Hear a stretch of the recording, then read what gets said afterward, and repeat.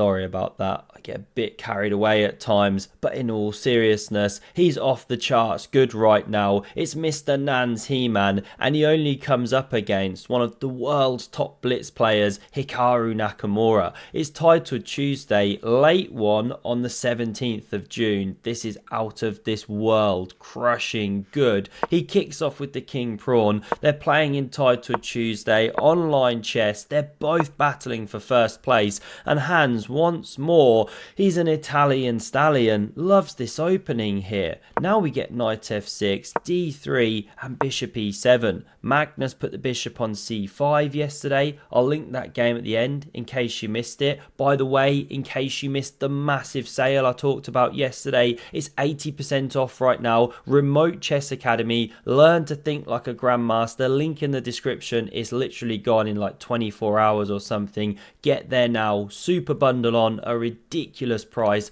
Such good courses. Get on over. Let's crack on with the game. Knight c3, d6, a3, and now castle's looking pretty natural. Main move, but bishop g4 from Hikaru. Loves a quirky sideline. He gives up his bishop bear, but in compensation, he dominates these dark squared coconuts. Kicks back the queen here. Now we see pawn to c-ships, bishop a2, preempting d5 later. And now many of us are castling here, right? Queen c7.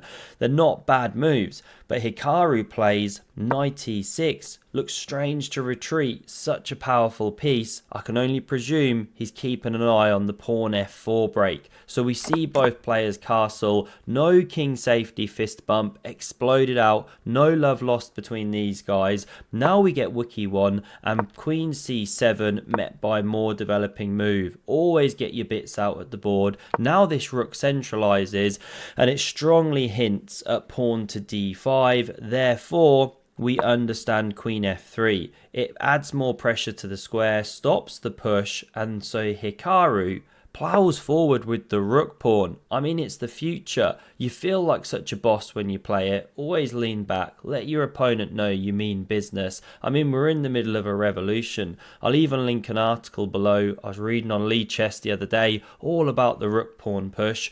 You could push your own rook pawn, or you could centralize the rook, but instead we see knight e2. Now I mention this move because it allows pawn d5. So we've got a changing in the character of the game here. Niemann spinning for a kingside attack. Hikaru shuts it down with this one, but bishop h6. Squares were given up, pounced upon, the rook saves itself, pawn c3 and a4 clamps on those newly weakened light squares. It's great chess by both players, really instructive, and now everything goes nuts because Niemann plays rook ad1.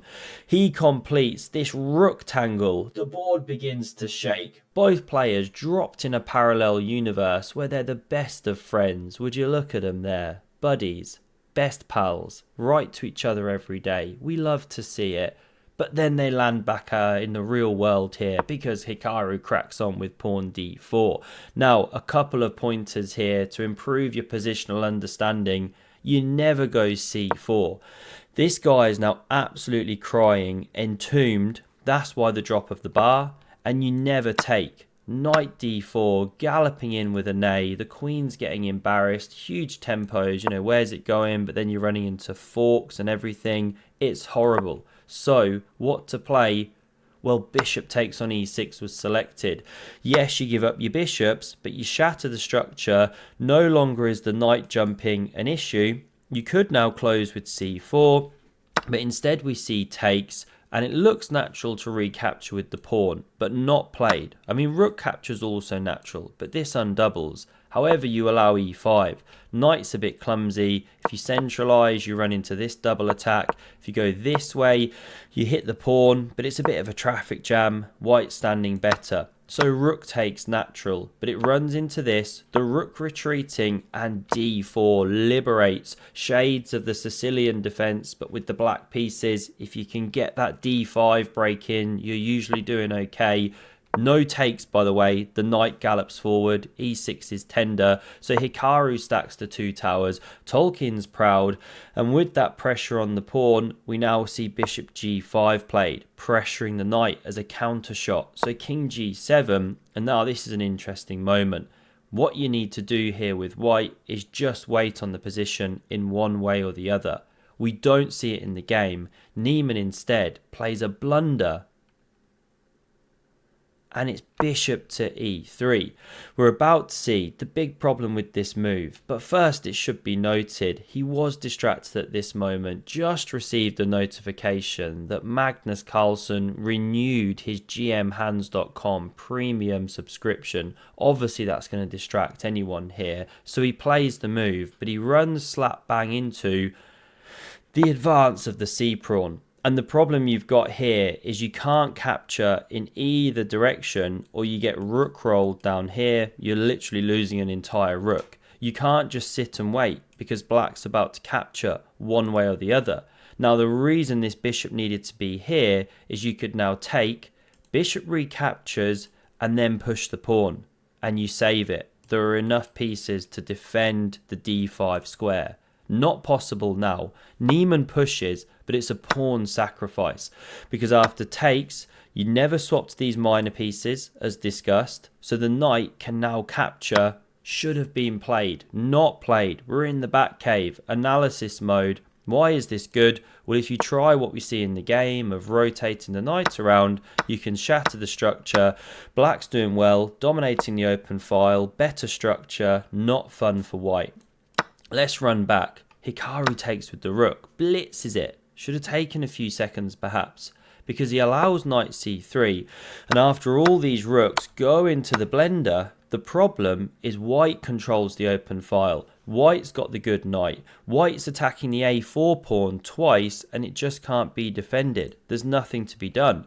So queen c6 is played and the pawn drops. The ladies leave the board. Knight recaptures here. Who's going to be the American GOAT at the end of this game? Pawn under fire. And although the material's only been restored, saved, the problem here for Hikaru is that his pawn structure is split. One that only a mother could love, as we say. So it's hands holding the cards. He plays knight b6, attacks that pawn. How to defend? Well, you can't, so Hikaru pushes. Great move, because captures, and he can now pick up on a3. He does it straight away, but it's not actually best. Want to show you this one. There's a very subtle move, knight e4. First attacking this, you can't defend with bishop d2. If you go knight d5 or knight a4 to defend, fine, then the bishop takes here. What if instead you push? Well, now you take. Subtle difference, no knight c4 available. Let's compare to the game. Takes, knight c4, it's available. No bishop d6 to cover the pawn, so bishop e7, pawn drops. Love that about chess. You know, one tiny inversion of the order can change everything. Niemann's now a pawn ahead and struggling. Hikaru's struggling, sorry. The king now marches in after the explosive c4, offering the exchange of the bishop. Not played. You know, knights are so tricky in blitz. You really want to keep them. That's why this one stays on the board. Now the king marches in. Again, they want to keep their knights, so this is how the game proceeds here, and we just get the most beautiful knight maneuver in a moment. It's on the way. We see some pawn pushing. These ones going into the wok now to get fried off. That knight sidelines, and here we go. This is why Niemann practices with his hobby horse out in the meadows. It's for moments like this. And he starts with knight d5. Watch that noble steed. Now rotating backwards. Amazing chess, low on time, although he is blitzing Hikaru. Got about an extra minute on the clock here.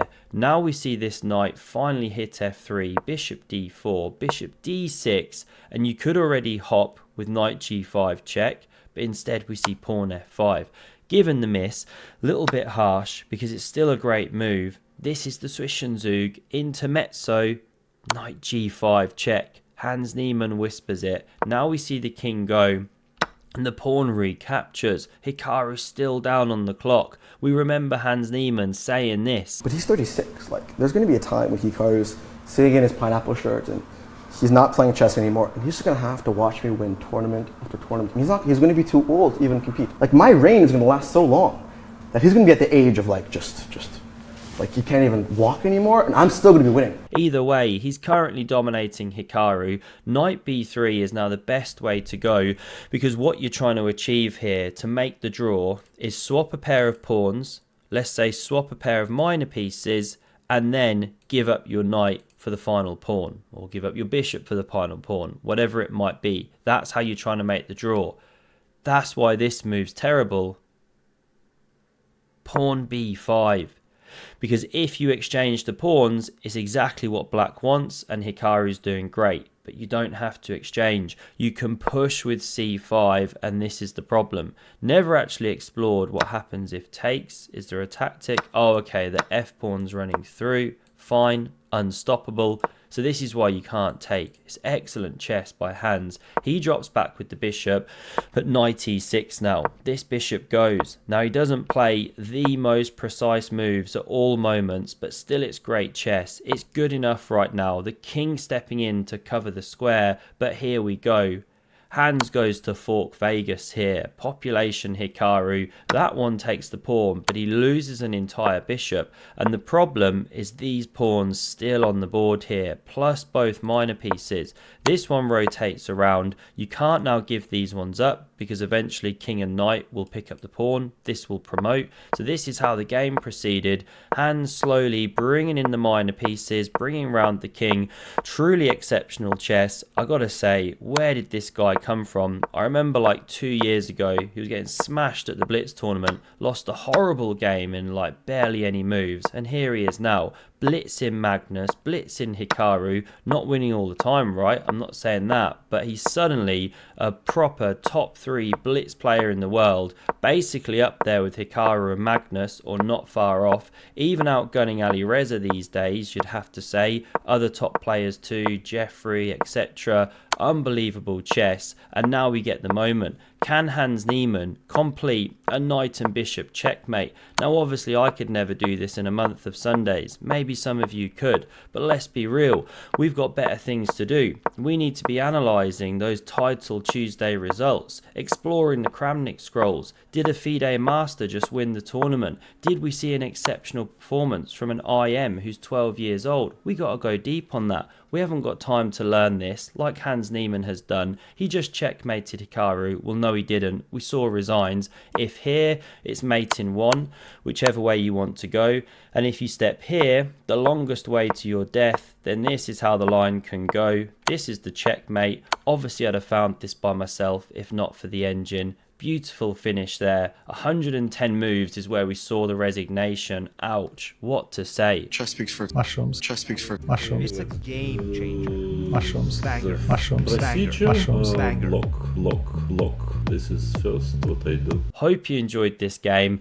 Have a look at the Remote Chess Academy. Only about 24 hours left on the sale. Amazing bundles there. And if you want to see some more incredible chess, have a look at the video on screen, and I hope to see you again soon. Cheers.